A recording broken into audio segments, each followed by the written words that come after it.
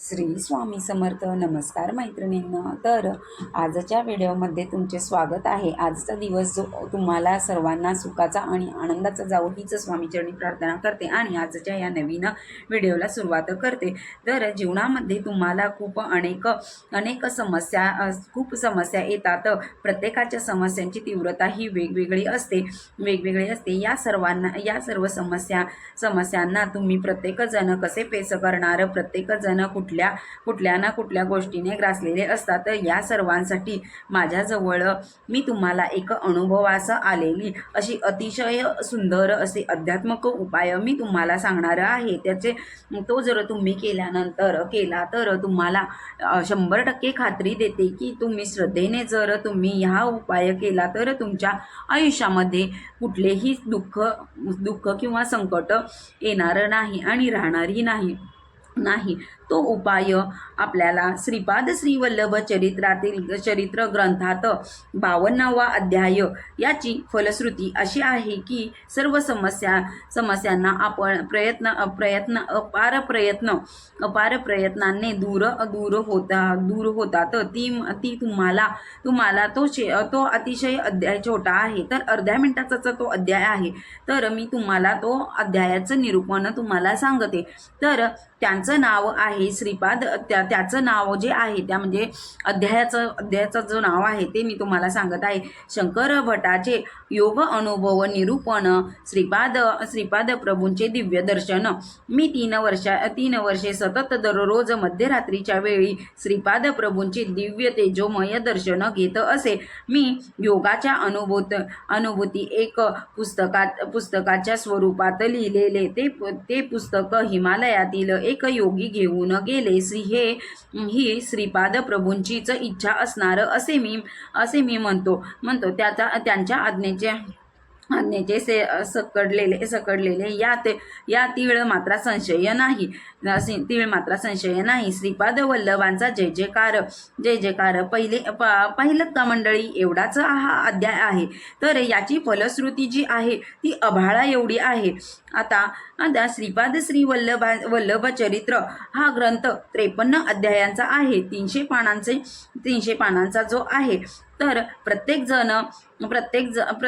प्रत्येक अध्याय लहान मोठा, पण प्रत्येकाची फलशक्ती आहे वेगवेगळी आहे. प्रत्येकाच्या जीवनात वेगवेगळ्या समस्या येत असतात. शैक्षणिक विषयी असतात, काही जणांच्या नोकरीविषयी असतात, तर काही जणांच्या आजारपण, लग्न विषयिक अशा अनेक सर्वांना काही समस्या असतात.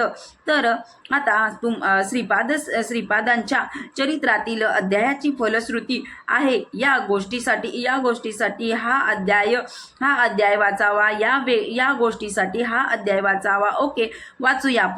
पण आपल्याला एक समस्या आहे. तर बोला ना. आपल्याला अनेक समस्यांसाठी आपण अनेक अध्याय वाचायचे प्रॅक्टिकल असायला आपल्याला ते जमत नाही. आपल्याला छोटासा उपाय असला की आपण तो मनोभावे करू शकतो आणि सामान्य माणसाला आपल्यासारख्यांना 24 तास साधनेत राहायला जमत नाही.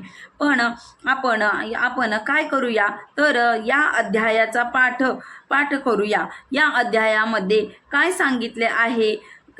सांगितले आहे की प्रत्येक गोष्ट श्रीपादांच्या इच्छेनेच होते. आपल्याला माहित आहे त्यांच्या इच्छेनेच होते.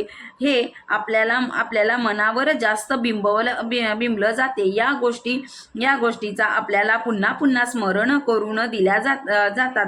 कोणतीही समस्या आली की आपल्याला हा अध्याय स्मरण होतोच होतो.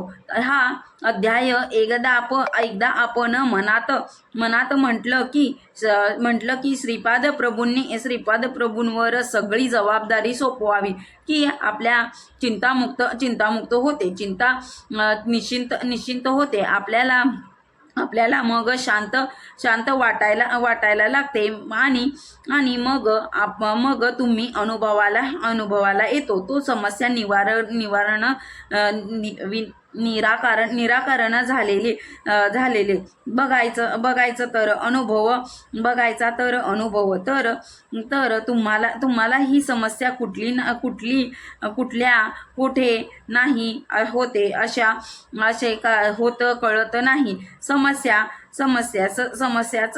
नव्हती असं तुम्हाला मनात श्रीपाद प्रभू पटवून देतात आणि देतात. मी आहे ना, काय काळजी करतोस तू. हा अध्याय तुम्हाला आत्मसात करायला या अध्यायाचे आपल्याला जीवनामध्ये अमूलाग्र स्थान आहे आणि त्या प्रत्येक अध्याय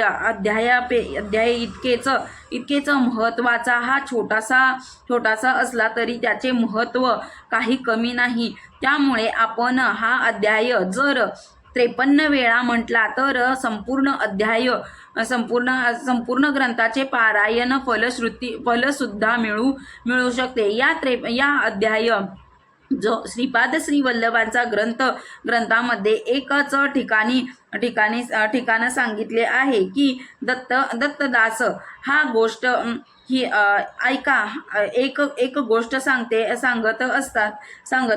श्रीपाद चरित्रातील अनेक आणि तिची ती गोष्ट पुन्हा सांगते. असं 53 वेळा कथन झाल्यावर श्रीपाद प्रभू ताबडतोब उठतात आणि म्हणतात की माझ्या अध्यायातील ग्रंथ या गोष्टीची त्यांनी 53 वेळा कथन केली आणि संपूर्ण अध्यायाचे पारायणाचे फळ त्याला